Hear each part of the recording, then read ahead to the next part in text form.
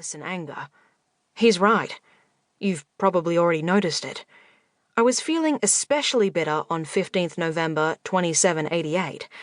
I was due to meet Candace in half an hour and tell her my decision on my course, my career, my whole future life. I still hadn't made up my mind, and really needed to do some hard thinking. Naturally, I was avoiding doing that by watching the vid. The vid info channels were all packed with special anniversary programs. Half of them were showing that old footage of the first experiment that everyone has seen 1,000 times. Wallum Crane smirks at the camera and says, "One small step for a man, one giant leap for humanity." Do you know he stole that line from the first moon landing? Do you even know that they went to the moon by rocket long before they portaled there? Probably not. Well, that's a fascinating bit of prehistory for you, totally free of education tax. The rest of the info channels were either showing bits about the first interstellar portals or the Exodus century that emptied Earth. I switched to the vid-ent channels, but they were all showing vid stars getting drunk or powered at huge parties. I spotted the male lead out of that new vid series, Defenders, Arik Sandomex. Now there's a man with good legs. I'm a big fan of those scenes where he's looking sexy and heroic in his tight-fitting military uniform, saving humanity from the mythical, menacing aliens that we still haven't discovered. I stopped a moment to listen. "Great tragedy that genius Thaddeus Wallum Crane died so young, before he could even portal to another planet himself." I turned off the vid before Arik could demonstrate his stupidity any further. Nice legs, not much on the brain cells.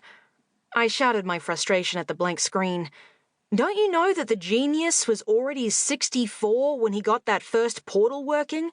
He didn't die young. He lived to celebrate his 100th. It took them another 100 years before anyone portaled to another habitable planet. Work out how old he would have needed to be go there, Noddlebrain. It annoys me so much when people don't know their history. I have a passion for facts and... Yes, I admit it. I'd known what course I'd take all along.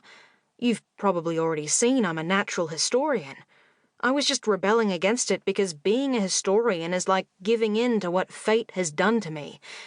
Everyone knows Earth is for the Triple H: hospital, history, handicapped. There are other careers you can follow on Earth.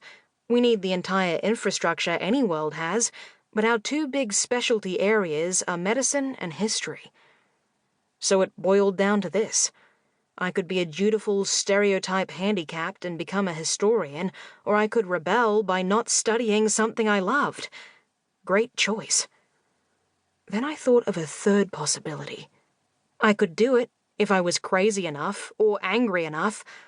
I was grinning like a maniac as I went out of my room and headed down to the portal in the entrance hall. I met Candace in the huge tropical bird dome of Zoo Europe.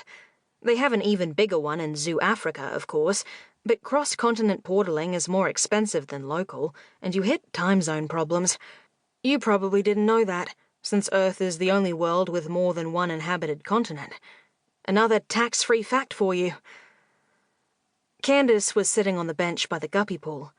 I sat next to her, and for a moment we just watched the tiny, shimmering crimson, electric blue, and emerald tails of the male guppies as they showed off to the drab females. Overhead there were flashes of iridescent feathers from birds in flight. I loved this place, with its rampaging plants, humid jungle smells, and the constant birdsong. Candace and I had been meeting here for years, and I still never tired of it. "So, I suppose you're still thinking things over?" Candace said. "I hate to nag, but we have to get your application in by tomorrow." "You can nag," I said. "You're my pro-mum. It's your job." "I bet you've never heard of a pro-mum. Pro-parents are what you get if your real parents don't want to know about a handicapped baby. In 92% of cases, it takes parents less than a day to register consent to make their embarrassing throwback a ward of Hospital Earth, give notice to dissolve their marriage or other relationship, and head in opposite directions while each screaming the throwback genes belonged to the other party. My parents were...